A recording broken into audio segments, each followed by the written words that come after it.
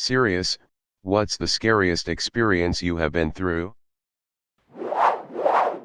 Finding my dad dead after he killed himself. His room had never been so quiet and still.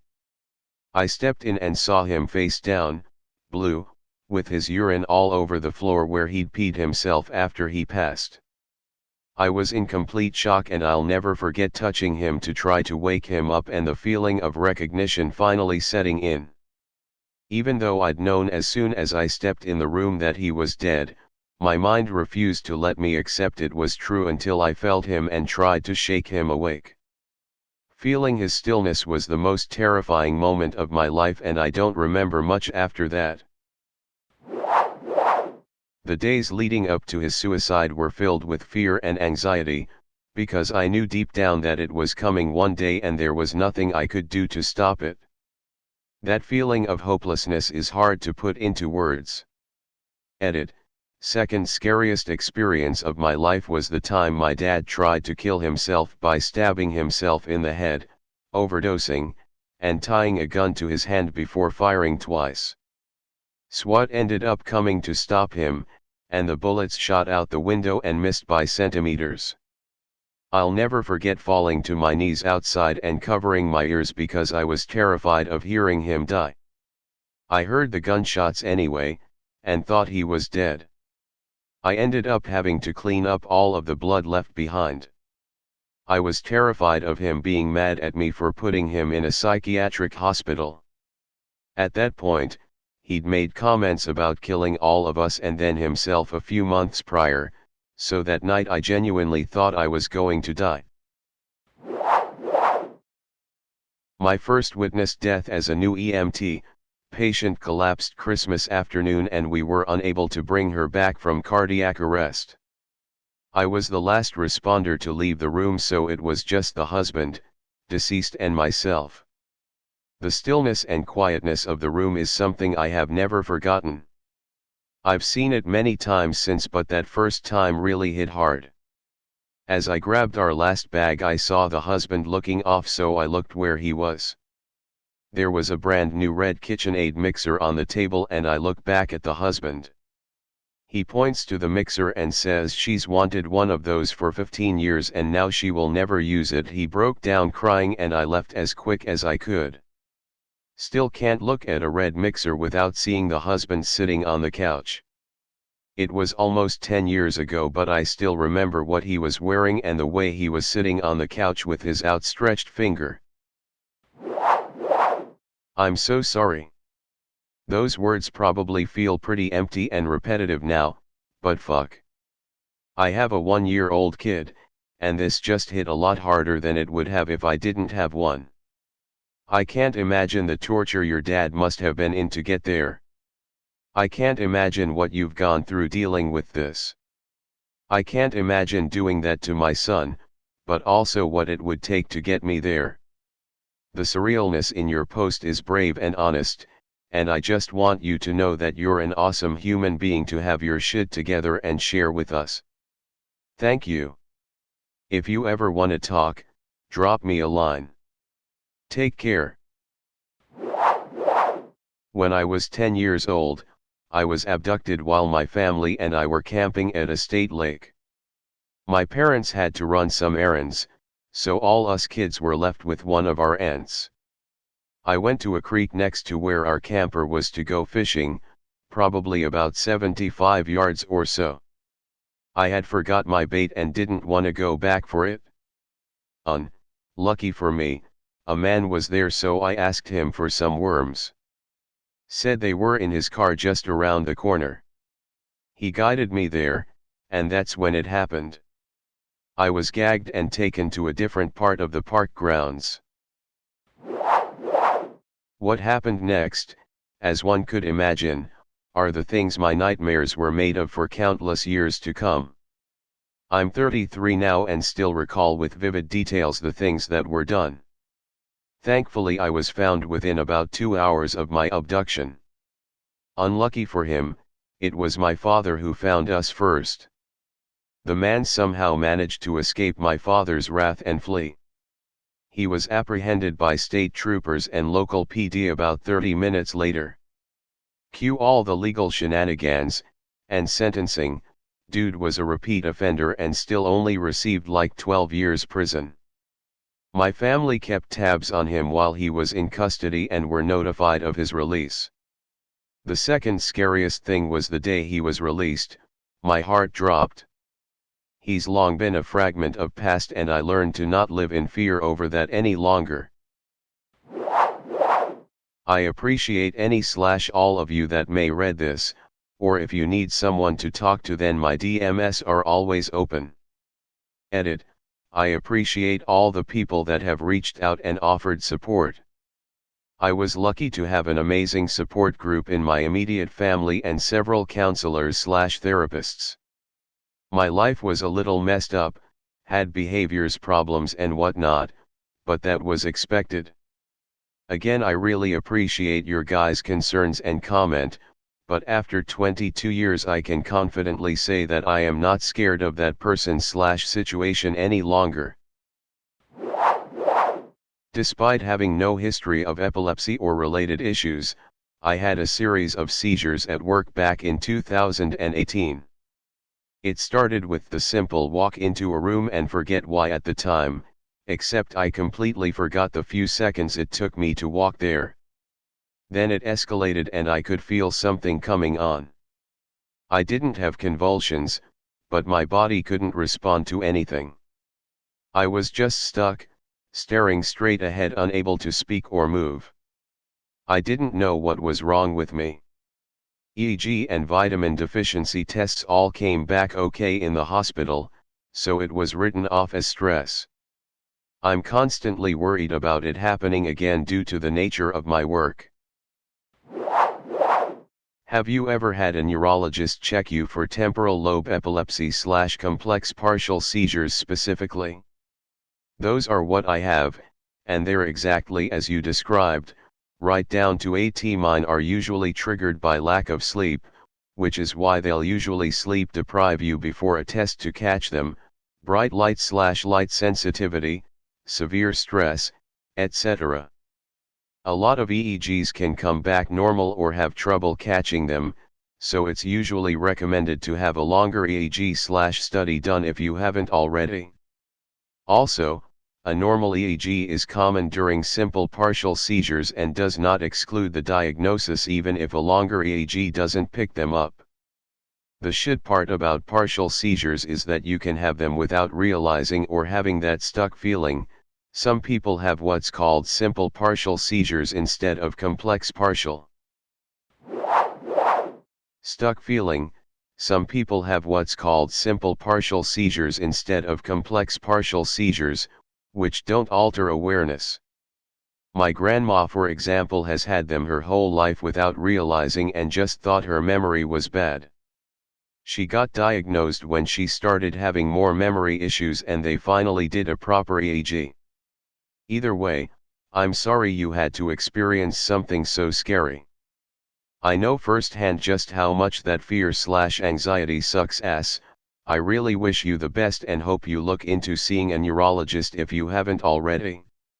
Hospitals are only for treating emergencies, and are oftentimes inaccurate when diagnosing other issues. School shooting. I was a junior in high school and a recent transfer student who got expelled at another school started shooting in the commons. Everyone hangs out in the commons before school, so it was super crowded and dangerous.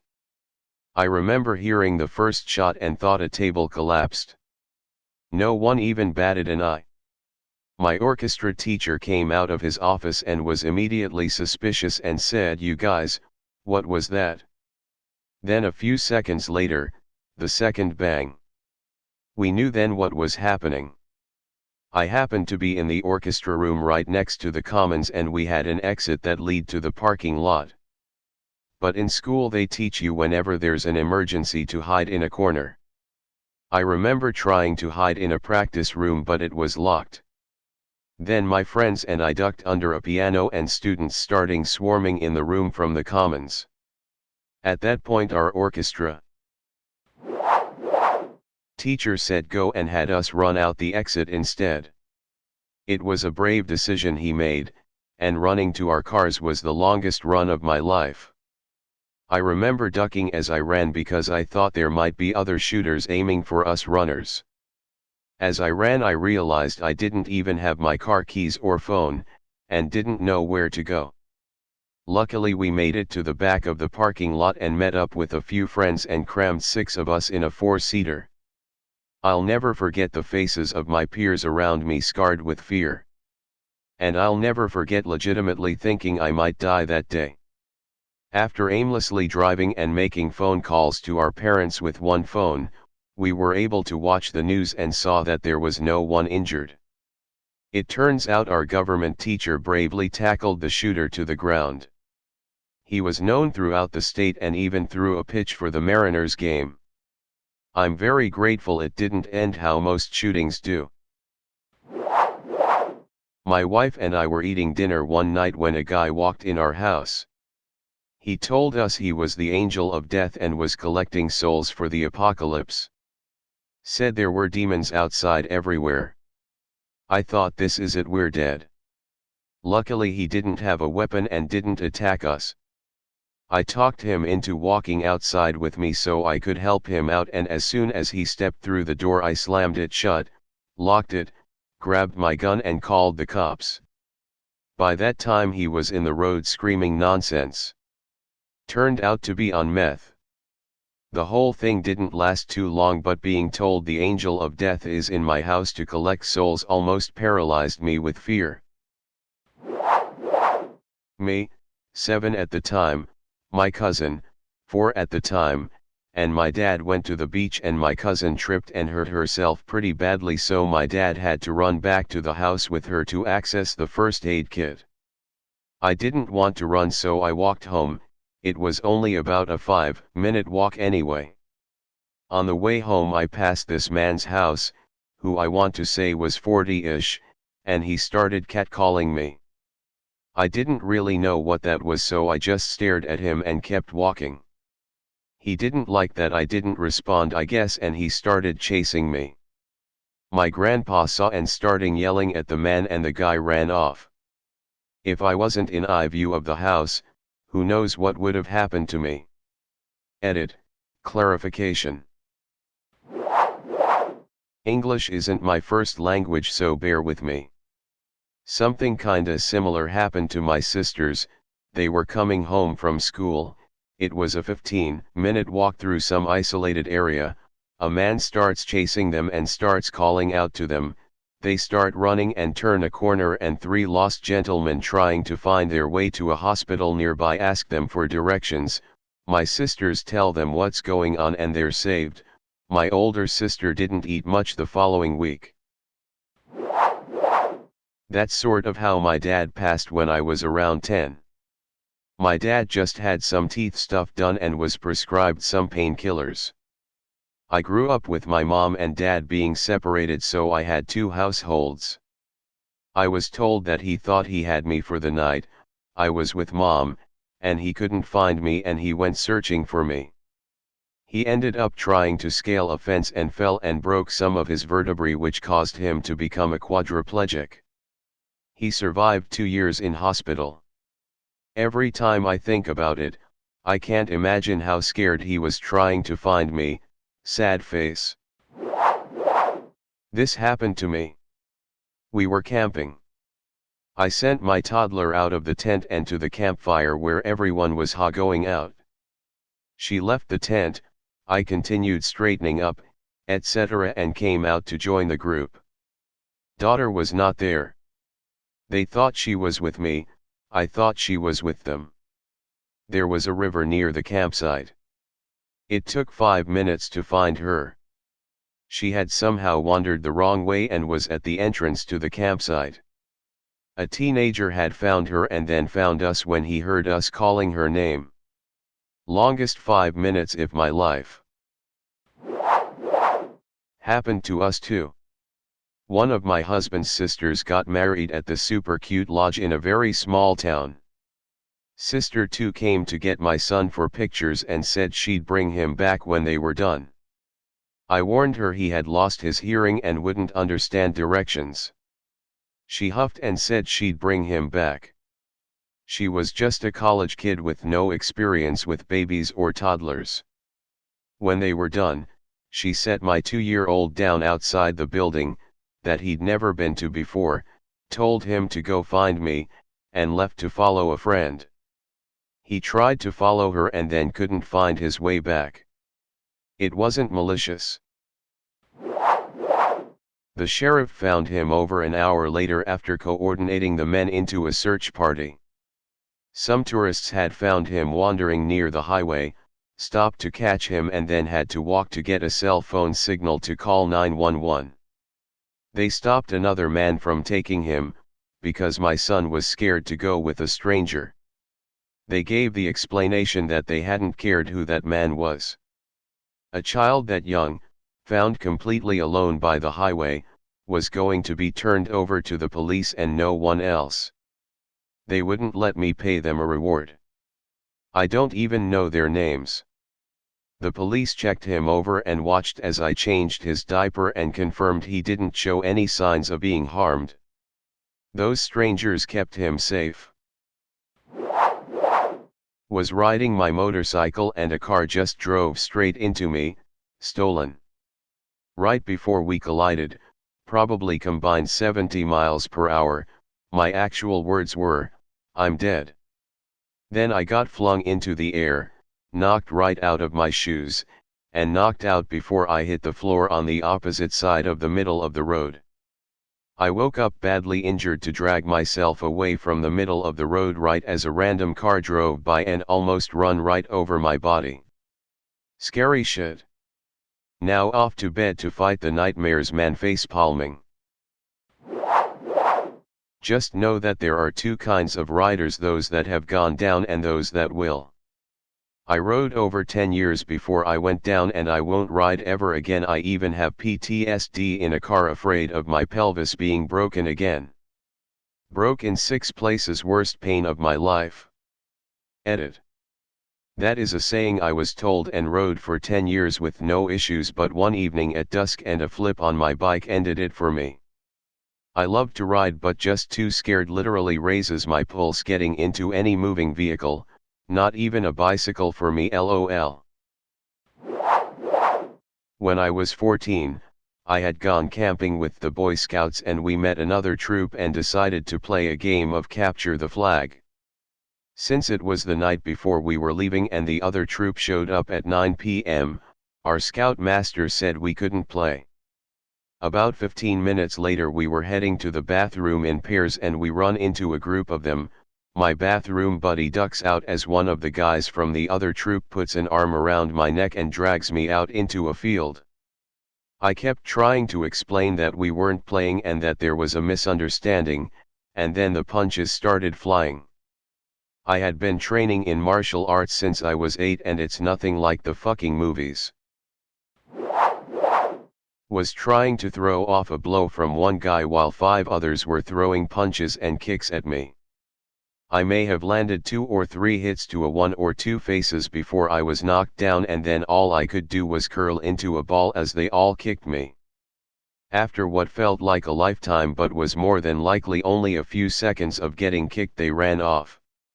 One dipshit chose to run back and kick me one last time and I bear hugged his leg as he made contact, and I'm pretty sure I punched him in his crotch as hard as I could. I felt something give, I pray it was a testicle, and I got clocked in the head as I heard weird groan. I can't be sure that wasn't me though. After a few minutes I was able to collect myself enough to get up and make it back to my group where I detailed what happened. As we're getting worked up about this, the other troop shows up and starts asking what's wrong. I recognize a few faces and point them out, and one dude was limping hard, so I pointed him out too. They all denied it though, so nothing came of it. Sunday morning after breakfast before we were leaving, we sat in a circle and had to say what we were thankful for.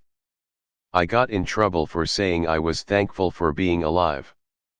I never went to another Boy Scout meeting after that.